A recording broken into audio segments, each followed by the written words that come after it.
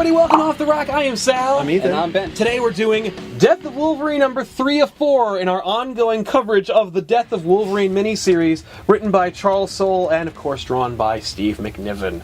This was a little bit of a delay, but I'm glad to see we're back on track.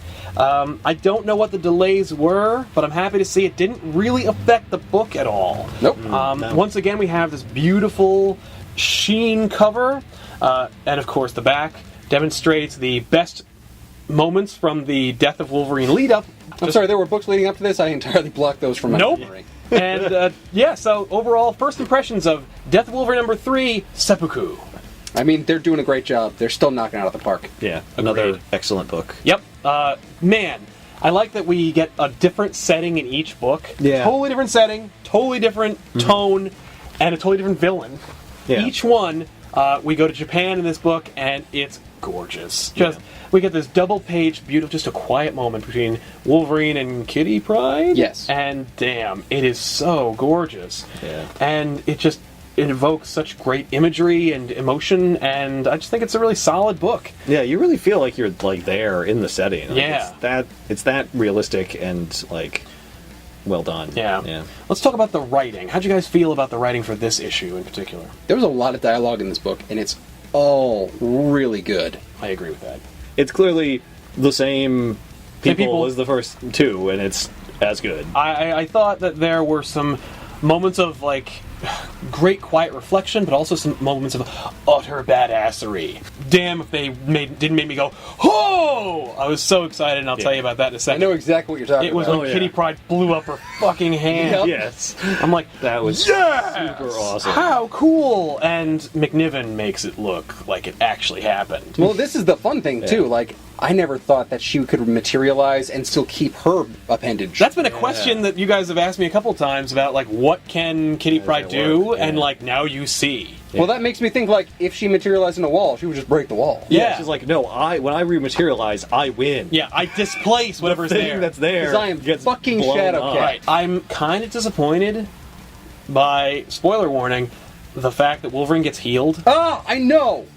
Oh, he doesn't have his eyes still lost. Yeah. I thought that was going to be... I thought Wolverine's going to get whittled down. Yeah. It was weak. Yeah. That's too bad. It's like they're like, well, I mean, no, we have to have him. Realistically, he couldn't win if he Yeah, if he didn't have an both eye. eyes. But you know what? It's totally forgivable. Oh, that fucking page. So let's talk about the art. Oh my McNiven, once again, knocks it out of the park. I'm talking right now about the double-page splash of Samurai Wolverine. So awesome. Every page is so great. A-game across the board. Last page reveal, it's something that's seemingly innocuous, like whatever, but it looks it is. great. It Yeah. just looks cool. It doesn't even matter if you don't know who it is. Right. It's super cool.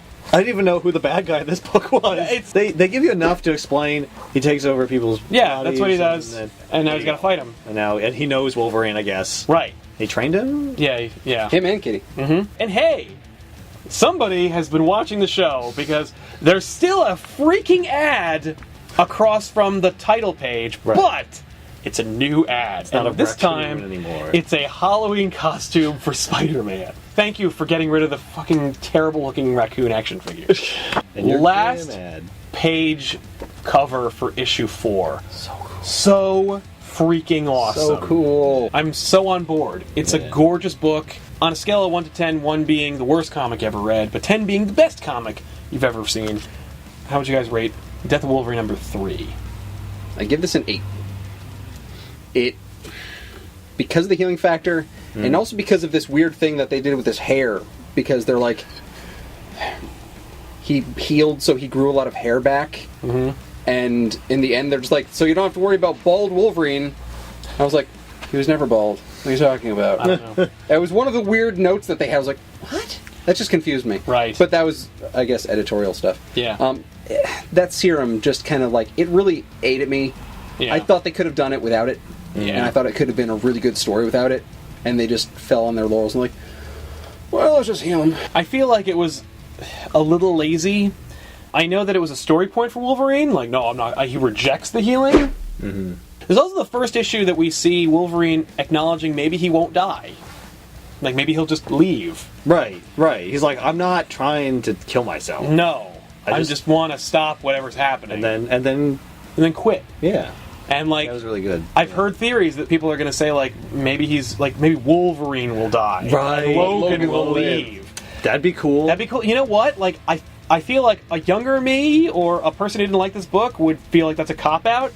I kind of want him to live. Yeah. That would be, I would appreciate that. I would be like, thank you. Because if he died, then you know he's just coming back. Yeah, then you have they're to- gonna have to come up with a stupid reason that he's not dead. Yeah, and it invalidates the book then. Yeah. I don't want that. I want the book to end plausibly and without, us feeling like, well, it doesn't actually no even matter. trickery. Yeah. Just want to legitimately enjoy the book. Yeah. So how would you rate it? I would give it a 9. Nice. It's really good. Yeah. There's only a couple minor quibbles.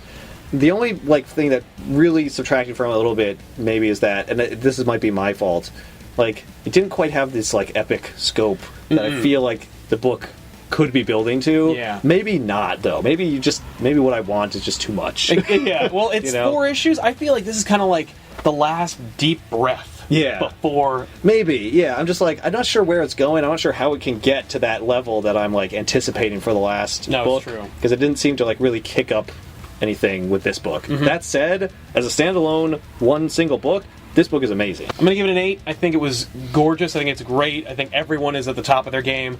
Like I said, it's just the healing factor thing. Just a couple of quibbles that bring it down. I'm also kind of reserving it.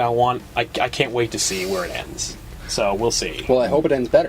I hope it ends. It's got to be better. I want it because if I give it a 10, then it's and then the other one is a fucking smash. Then what? I Right. give it 11, Right. And then the You scale's could. dead. There you go, everybody. Click this annotation to see every episode of Off the Rack we've ever done. Don't forget to like and subscribe if you haven't already, and we really appreciate it. And it helps out the show. I am Sal. I'm Ethan. And I'm Ben. And we'll see you guys next time on Off the Rack.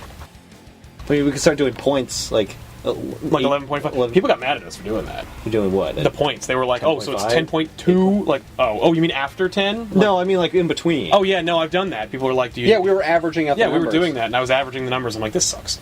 No.